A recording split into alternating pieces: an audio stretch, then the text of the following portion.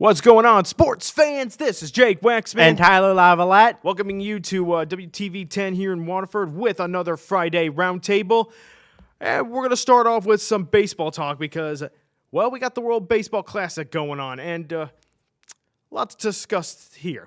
Take it away, Tyler. Yes, the quarterfinals start tonight with two games each over the weekend, tonight and tomorrow. The big matchup is the USA and Canada in Houston. The U.S. advancing in thanks to Italy beating Mexico on Wednesday night in their group pool matchup. And meanwhile, Italy gets their matchup, I think, against the Dominican Saturday afternoon with their game, with the match translating to a late prime time in Central Europe.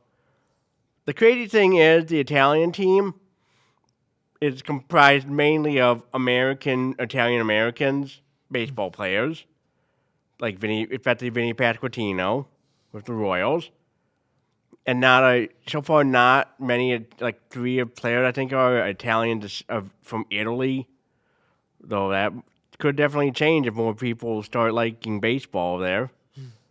But this whole situation would not have been avoided, needing Italy to beat Mexico, had Mark DeRosa not cockily realized that the U.S. had to beat Italy and not think, oh, we're safe in pool play and moving on. Nope, you had to win all your games.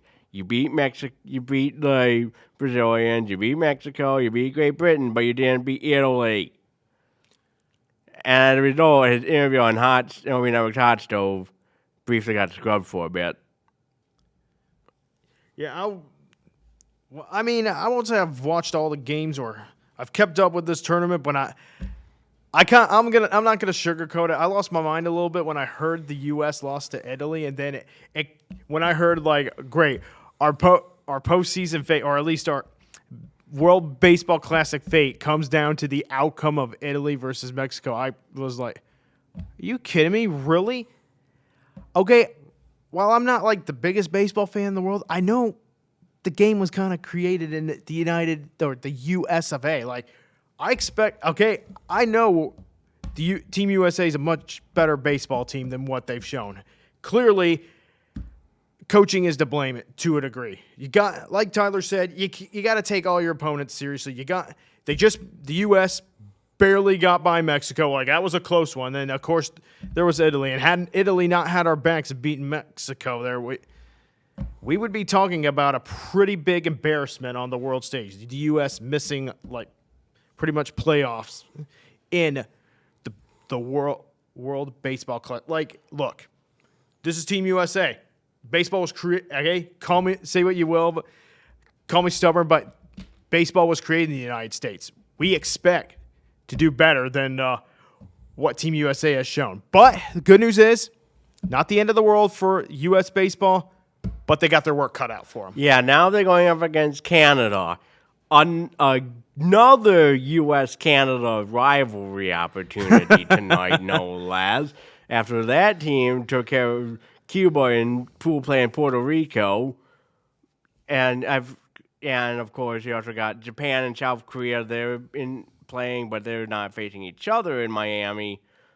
And then you have, I think it's Dominican Republic and I think, I don't know if Venezuela. I'm not sure really, but the thing is, the U.S. is lucky to be in the knockout rounds, but one loss tonight and it's over. No questions asked. All right. They may not have taken pool play very seriously, but now you got to take, because win or go home. You've got to take this seriously, okay? Bring your best guns tonight versus Canada. Make sure the lineups are set. We need to have good coaching, good pitching. Bats need to be loud. Simple stuff for the U.S., all right? Can't be coasting around. Can't be screwing around and finding out anymore. Nope. And that's basically, and I'm saying screwing around because there are certain words we cannot say on the air. Right. We are not going down that rabbit hole. And I will say this: a lot of people are giving one of Tyler's favorite players, Tarek Skubal, some flack, which I don't know if it's 100% fair, but we're putting that aside. The U.S. they're gonna need the very best if Skubal plays tonight. Need the best from him. I don't think I thought I saw that Scooble was left to go back to join the Tigers after the start against Great Britain. So I think he's done. Okay. Clayton Kershaw, he's also off the team now. He got replaced. No word on Will Vest yet. If he's going join with the roster in Houston, but things could change if the U.S. makes it to the semifinals. Since after these 2 games in Houston, in addition, everything's going to be at Lone Depot Park for both the semifinals and the championship game, as well as the other 2 quarterfinals that are not in Houston. All right. Got to bring the best to the table. Whatever you've got now in terms of your lineup, that's what you got. Set your best rosters. Let's focus in. Let's win this thing, all right? Let's make it, whether it's U.S., Japan, or whoever it is, one game at a time, take care of business, and let's show the world USA baseball. All game, all seriousness, all right? And I will give the Italians credit. One thing I have is they have their own Nespresso machine for espresso, and every time they've hit a home run, a cup is poured by the machine. They have a cup ready in celebration. That's honestly. Sorry, I sputtered there, but all right, that's kind of fun. Every time an Italian hits a home run, time for some espresso. I don't know if I like that as much as Taco Bell's promotion. Every time someone steals a base in the World Series, that got discontinued a few years back. That was a fun one. I know, advantage of it. But hey, at least. And look at Nespresso. They're not. I haven't seen them advertised per se, but they're getting their money's worth in another way. When you get all the shots that the road feed or Fox cameras would show of the espresso machine in the dugout. Wonder if it might inspire other espresso copycats in the MLB dugouts this season. Of course, if I was in one of those dugouts, I'd be like, pour me a glass of hot cocoa every time for a home run because I don't drink coffee. Coffee's not my thing, but that's just me. That's pretty much. I like the smell of coffee, but I can't drink coffee. It doesn't matter if it's cold or hot. I can't. But all right, the good news is for Team USA, you're in the knockout rounds. So now mental reset. Focus on. It's do or die time. Just focus on one inning at a time, pretty much. Yep, and the bad news is, like I said, lose tonight, it's over. No questions asked. And no more excuses, DeRosa. You got lucky.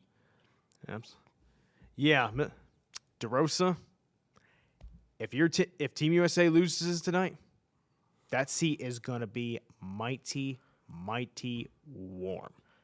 Go back to MLB Network otherwise, buddy. Oh, man. Anyways, shifting gears. Okay, NFL free agency. It's absolute chaos right now. And what do you want it any other way? Yeah, I'm going to let Tyler start it off with, okay, you guys heard my thoughts on what's going on with the Ravens and Max Crosby. I'll let Tyler tell you now what's on his mind with this whole ordeal. See, this is why, with baseball, these deals are not announced. Because there are 2 words that reporters in the baseball field use when talking about a deal getting finalized. Pending physical. We have seen this with Carlos Correa a few years back with his saga over his physical failings that have caused him to not be with the Mets, the Giants, before going to the Twins, and now he's back with the Astros in a trade. But that's the thing. The Ravens, they did the due diligence, yes, but I don't think they should have announced the move before the everything checked out, and things did not check out with concern to Crosby's leg from recent surgery, if I remember correctly. You are correct about that. Thanks very much for that, Jake. So the fact that they announced it and did all their free agency moves and trades, those trades still happened, but now they don't have a kicker. Did they seriously not think through a plan B? I think the answer is no. They did not.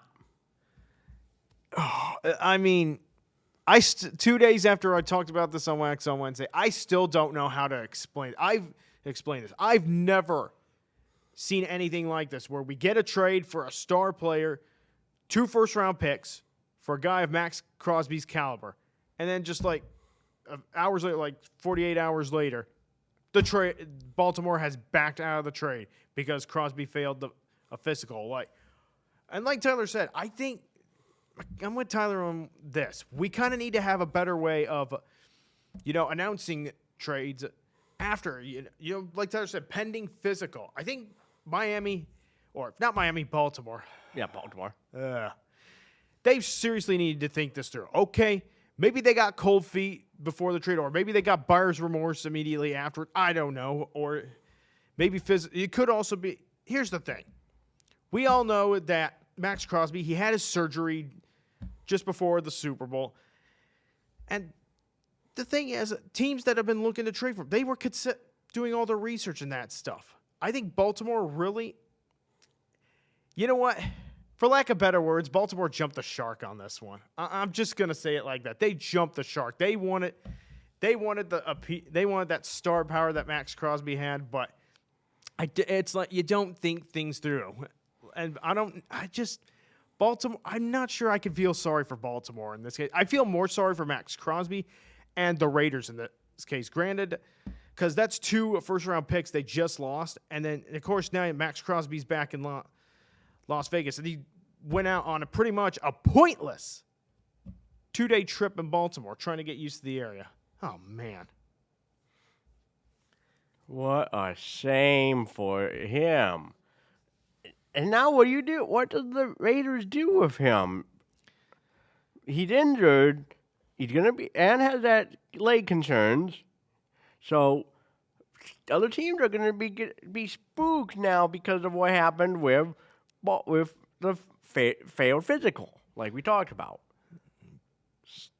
I don't know if it's just a good look for the Raiders and the idea of let's trade him, not realizing, he had surgery. He might be stuck with the Raiders for one more year. Oh, boy. From the looks of things, he might be there in Las Vegas for at least another year or less than a football season if they decide to, find a way to trade him during the season. But it's a real bummer, and it's a fiasco. It's a mess. It's, for lack of better words, I mean, okay, if Crosby actually did fail a physical, which, okay, I have to believe he did, then all right, these things happen. But what they could have done, what Baltimore should have done is maybe tried a different kind of physical or another physical and see if he passes that one rather than just saying, all right, we're backing out of this trade. I don't know. It hurts the Raiders going forward, absolutely, especially because now, at this point, teams are kind of already signed a lot of whatever pieces they were looking at in free agency, and now you got the Ravens who have just pretty much signed Hendricks, and I believe from the Bengals, and a couple more other pieces. But we'll see what happens. I mean, maybe Crosby becomes a part of a draft day deal. Do the Bears still trade for him? I guess we'll find out. Do the Lions trade for him? I don't know. Your guess is as good. I think we should have Bates on that front. So it's hard to say right now because this whole trade didn't go through. I mean, and at this point, most of the teams that were looking to trade for Max Crosby have kind of moved forward at this point. They've already done some free agent deals with other guys or guys that they felt filled team needs. So, again, just a tough break for Max Crosby, a tough break for the Raiders who were looking to get some draft capital. And, Baltimore, you got your 2 draft picks back. Was it worth it? To be determined. Yeah, we'll see how it goes when we get to Pittsburgh next month. And let's get on to some other free agency news. I think if you watched Wax on Wednesday, Jake did not apparently mention Isaiah Pacheco. He is with the Lions on a 1-year deal. Replacing Dave Montgomery's spot now that Monty is in Houston. That's actually a pretty good signing for the Lions in my book. Get a nice backup piece. The guy's shown he has the ability to do anything that you need a backup running back to do. He showed a lot of good things in Kansas City, and obviously you got Jahmyr Gibbs in Detroit. You just need a piece to complement him, and I think that for the Lions, this is perfect. I mean, perfect piece to complement Jahmyr Gibbs with. Other pieces that they have signed so far, they signed a quarterback called Rock Ya-Sin, defensive back Christian Eisen, and how about this? Backup quarterback Teddy Bridgewater is coming to Detroit. How about that? Dang, Bridgewater again. An interesting move by the Lions. And, of course, a couple other, in terms of, like, other pieces from the Lions, Alex Anzalone. He's going to the Tampa Bay Buccaneers. Wish him well. Yep. This one kind of surprised me. I thought Detroit might lock him down, but, well, it's a business. That's how these things work. That it is. I mean, like, we're trading Monty as well. Yeah, pretty much the Lions, they're just trying to get under the cap at this point. They're signing pieces that they need, but also while staying under that cap. Because it's not an easy thing to do with this league. And then there's the Chicago Bears. They've been pretty busy too. So for the Chicago Bears, how about this? The two biggest names that I can give you with the Chicago Bears, they signed from the Seattle Seahawks a defensive back. I kid you not, the guy's name is Kobe Bryant. Not to be confused with the late Kobe Bryant, all right? Okay. This one is spelled with a C as opposed to a K. So, okay.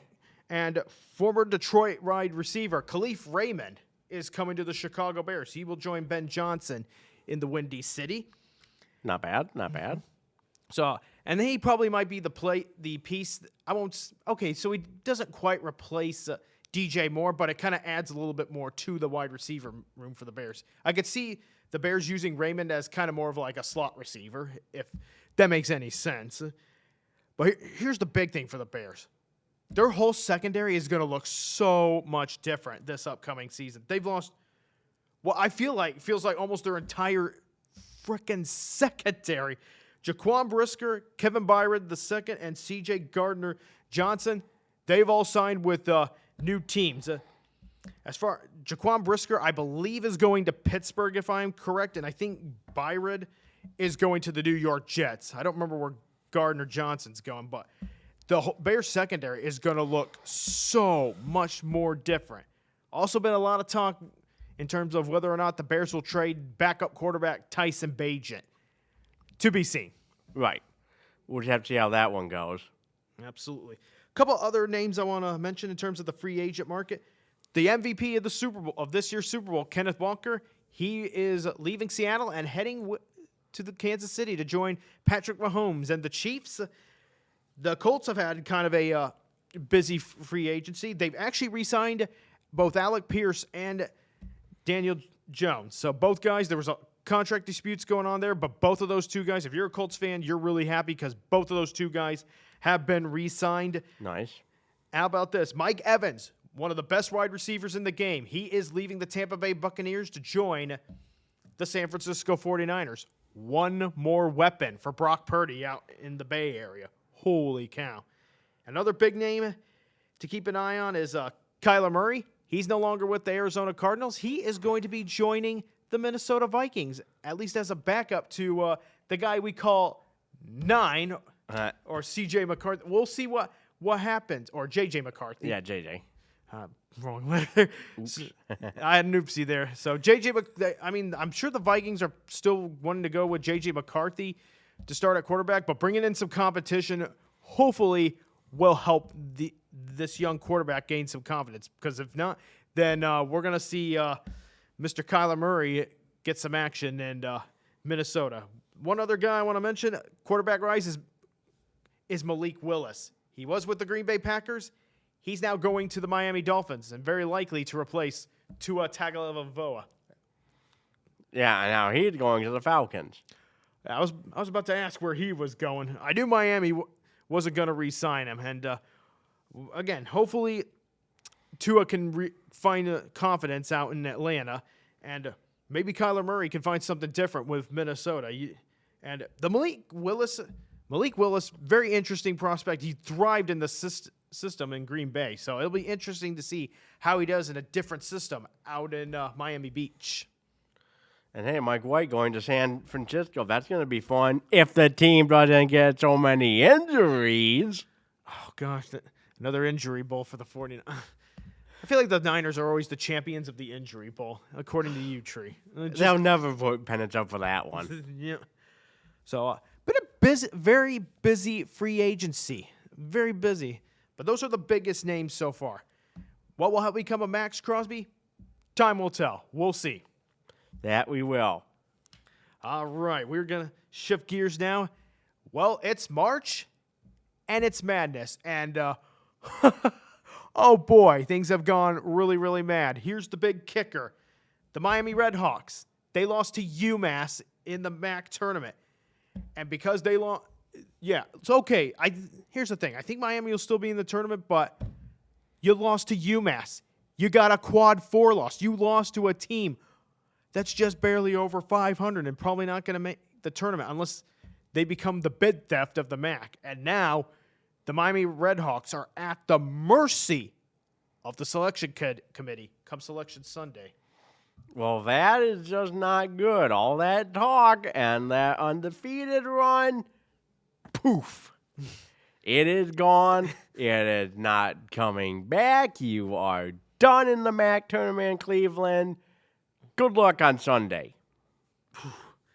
Here's the thing. One thing that is going in Miami's favor, Miami of Ohio, not to be confused with the University of Miami, who should be in the NCAA tournament this year. So one thing to keep in mind, and I think this is what's really going to help the Miami Redhawks. The bubble this year for the NCAA tournament it's sad. It makes me want to. It just makes me want to cry. I'm just kidding. In all seriousness, it's just a really weak bubble this year. You got teams like Auburn and Indiana who really could have helped themselves this year by winning a couple games. Both Indiana and Auburn bowed out early out of their tournaments, and now we'll see if either one of those two make it, but I know it's highly unlikely that either of those are going to make it.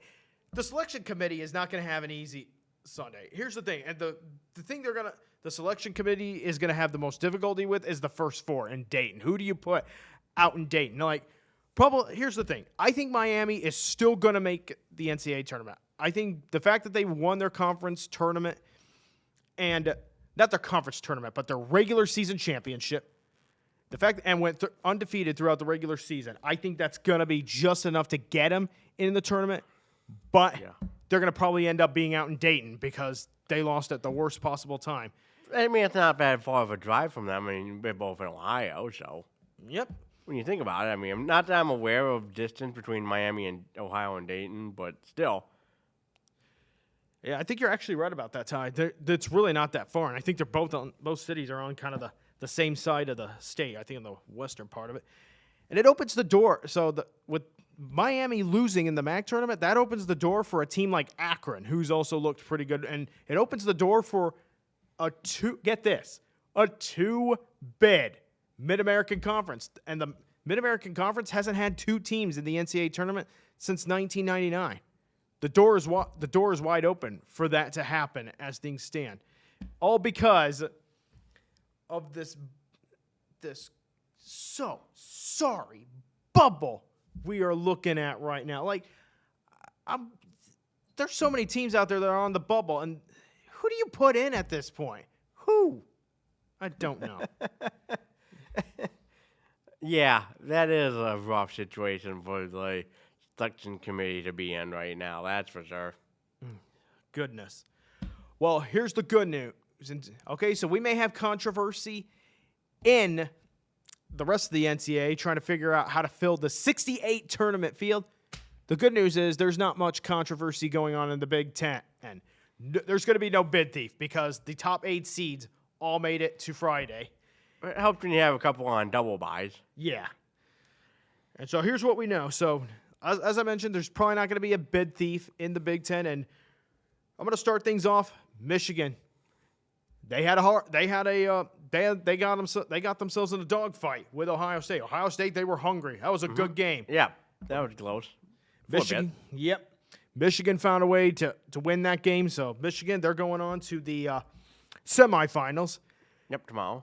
And here's the good thing. If you're a Michigan fan, this is a good thing because I don't remember exactly how long this streak has been going on for, but the last, say, 10 to 15 national champions in men's college basketball have made it to the semifinals in their respective tournament. Michigan just got to the semi, so if you're hopeful for a Michigan championship, this makes things look a little better. Of course, you're not counting on superstitions or anything, but you want to make sure you're at least winning a game in your tournament to give yourself the best possible chance to win a national championship. Right. And Michigan still looks every bit as much as a threat to win this national championship this year. They still look good. Give Ohio State a lot of credit. They played hard, Tyler, but they just didn't have enough to go toe to toe the full way with Michigan in the end. Mm-hmm. And also there's Wisconsin, Illinois. I just got word Wisconsin just edged out Illinois 91-88. Ooh, that was a high-scoring game. I know, right? I checked that before we went on the air. This is crazy. I mean, Illinois, number one offense in the NCAA, but Wisconsin, man, when they get hot, they get hot. They got lots of shooters, guys who can just make shots at will. Mm-hmm. And with that, I mean, they got a good chance at making a run, and they're not done just yet. Also, sorry, was there something you wanted to say? No, nothing. I know there's two other games that night, but they haven't played yet. Michigan State especially. Yep. So we got Purdue taking on Nebraska at 6:30 tonight. All right, Purdue got a really nice win over Northwestern. They looked a lot more like the team I've been waiting for this whole gosh darn season. And finally, I mean, hey, I know it's Northwestern, okay? We were expected to win that game, but I wanted Purdue to play some of their best basketball. And I saw more of what I was hoping to see out of Purdue last night, but it's going to take a lot more of what they showed last night to beat a really, really fantastic Nebraska Cornhuskers team. And then finally, you got the Spartans. You got the Bruins from UCLA. That's going to be a good game, too. Michigan State looking to flex its muscles and get to Saturday. I mean, if you're a Spartans fan, you're looking more of this January, February, Izzo, April. That's something John Rothstein of CBS Sports came up with. He has sayings for every college coach or even college football program or basketball programs every time they win. Here's a couple I'll name for you. There's I just mentioned the one for Tom Izzo. It's January, February, Izzo, April. Uh-huh. There's also death, taxes, Matt Painter. Ouch. Illinois basketball, here comes the pain. Uh-huh. Since they're based out of Champaign. Right. Don't know what the one is for Michigan, but one I've seen a lot for Michigan is Michigan by TKO or Michigan by split decision, depending on how much they blow their opponents out. Wow. So that's what's going on right now in the Big Ten tournament right now. And also, so 2 more days to go till Selection Sunday, and there are going to be a lot of programs sweating. And a good amount of automatic bid tickets getting punched, too, no less. We're in that stretch where championships get decided. And can I just say one thing very quickly? Go for it. Let's switch over to the Big 12 Conference. Oh, yeah. They had the ingenious idea of an LED court glass, They used it for the women's basketball tournament. Complaints, no changes. They used it for the men's basketball tournament. Complaints, change to hardwood. For the semifinals and the championship. Should I do it for the men, but not the women? I do, for the record, Tyler, I do know what you're talking about. And all I can say is, oh my gosh, my eyes. The whole thing burnt my eyes. It made me want to bang my head on against the wall or on a table. That's how crazy. I was like, what the heck is going on? This is absolutely melting my mind. Can we just have standard hardwood, please?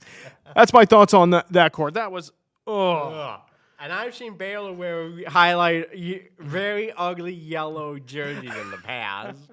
That's back in 2011. Yeah. And I thought those were bad. Yeah, sometimes you look at things and you're just like, never again. I don't want to see a court like that. Look, a normal standard hardwood basketball court is enough. We don't need special effects that make us feel like we're literally on drugs right now. And of course, I never want to see fake cardboard cutouts or use of 3D fake fans at a sporting event again, like we had in 26 years ago.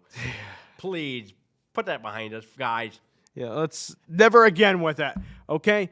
Like looking at that, looking at the special effects for the Big 12 tournament court, all I gotta say is, this is your brain on drugs. That's pretty much what I think about that. Oh no!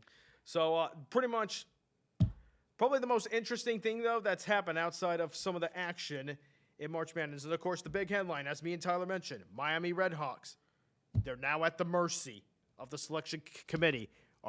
Will they make it in? Are they going to Dayton? Or are they out?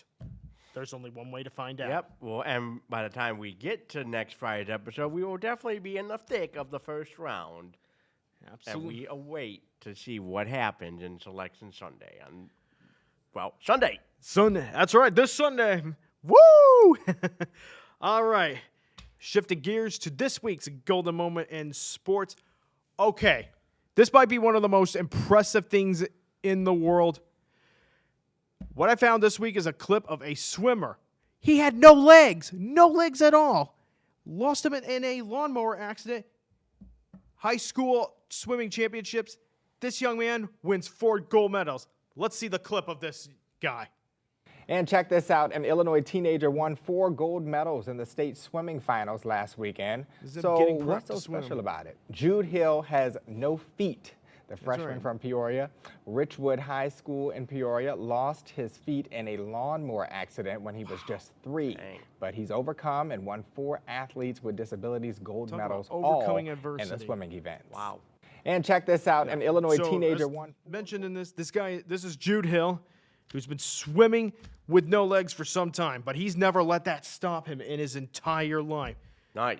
Won 4 gold medals for Richwood High School and at the Illinois Swimming Championships. Just, wow. Keep it on. Jude Hill, remember the name. Buy stock now. And don't be surprised if he finds his way to the Paralympic Games in a few years. Absolutely. 28 maybe? And maybe 32?